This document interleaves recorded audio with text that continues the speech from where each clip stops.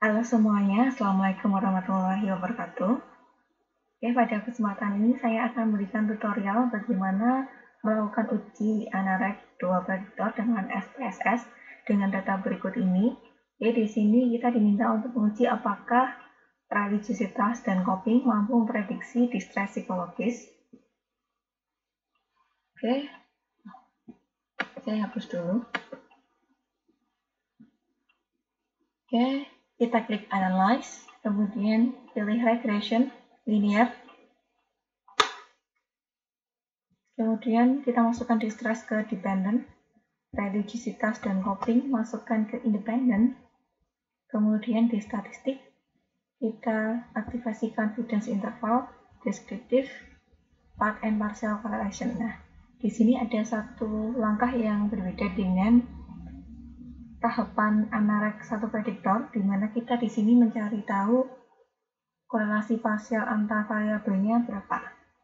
Kemudian continue, kemudian plots, kita masukkan S presid ke Y dan Z peret ke X.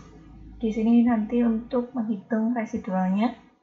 Continue, kemudian di bagian save unstandardized biar nanti muncul variabel residualnya. Continue, oke. Nah, di sini sudah muncul output SPSS-nya. Saya bacakan di PPT.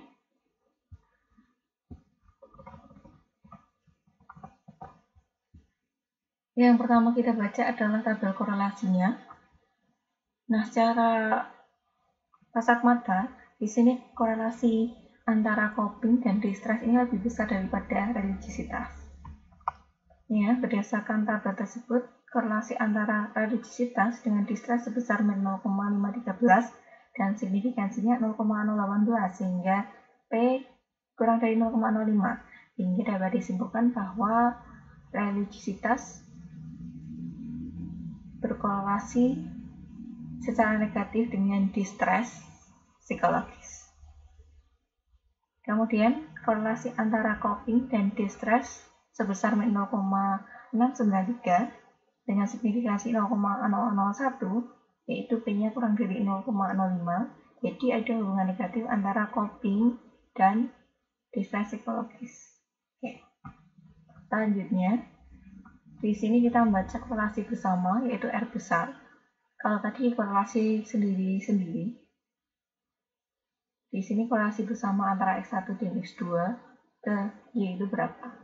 Di sini korelasi bersama antara X1, X2, dan Y ditemukan sebesar 0,741 dan koefisien determinasi atau efektivitas garis regresi atau disebut sumbangan efektifnya sebesar 0,548 atau kalau kita ubah ke persentase 0,54,8%. Atau dapat kita simpulkan bahwa religiositas dan coping mampu memprediksi distress psikologi sebesar 54,8%. Nah, setelah didapat nilai R korelasi bersama, kita konversi ke nilai F regresi dan melihat signifikansinya.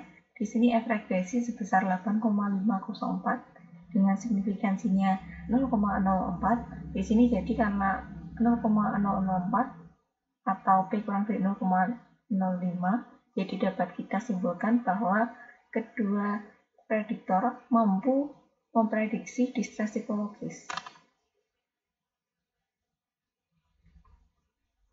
Nah, di sini karena hasilnya signifikan, artinya X1 dan X2 mampu memprediksi distress, maka kita perlu membuat persamaan garis regresi.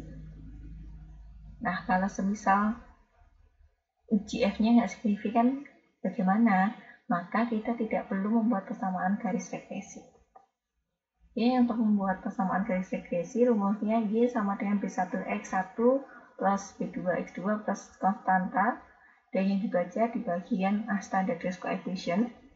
Ini Y sama dengan 0,551X1 kurangi 0,762X2 plus 15,993. Di mana X1 di sini religiositas, X2 adalah coping. Kemudian untuk mencari sumbangan efektif tiap variabel, kita bisa mengkalikan beta kali zero order. di mana sumbangan efektif variabel 1 0,606 kalikan min 0,513 ketemu min 31,1%. Kemudian sumbangan efektif coping min 1,240 dikalikan min 0,693 ketemu 85,93%. Nah, adapun efektivitas PGR yang sebelumnya itu merupakan akumulasi dari dua sumbangan efektif ini. Di sini kalau ditambahkan ketemunya 54,83. Kemudian mencari korelasi parsial, dibaca di kolom correlation parsial. Kalau bedanya apa sih? Kalau di awal tadi kan korelasi antara variabel X1 dan Y itu masih dipengaruhi oleh variabel yang lain. Jadi masih besar, yaitu misal di religiositas dengan distress 0,513.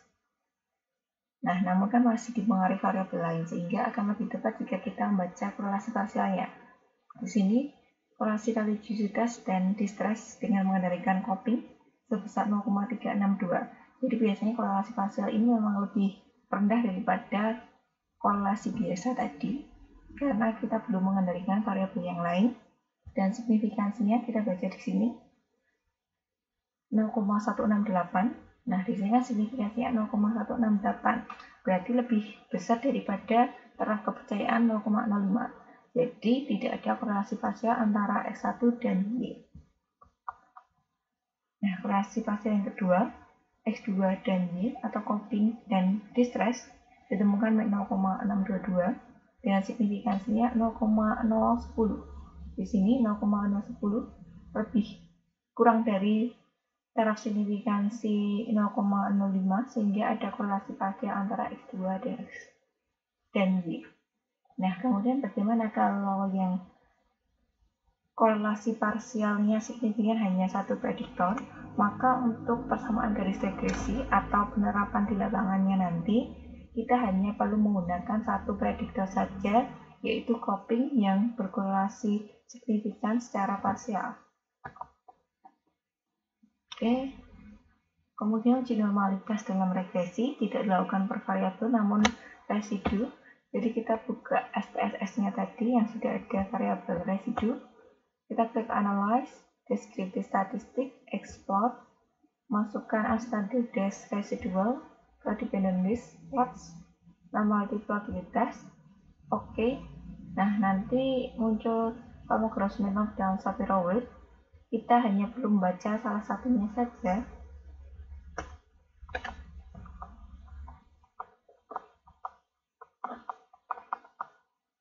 Ini ya, teman-teman boleh membaca salah satunya saja, apakah mau Kolmogorov atau Shapiro. Tapi teman-teman harus merujuk yang dibaca itu yang mana. Sehingga berdasarkan uji normalitas dengan Kolmogorov-Smirnov, ditemukan signifikansinya sebesar 0,200. Nah, 0,200 kan berarti lebih besar dari 0,05. Artinya tidak ada perbedaan antara data penelitian dengan data di lapangan, sehingga dapat disimpulkan bahwa data berdistribusi dengan normal. Oke, sekian untuk tutorial bagaimana cara melakukan uji NREC 2 prediktor dengan SPSS. Terima kasih. Wassalamualaikum warahmatullahi wabarakatuh.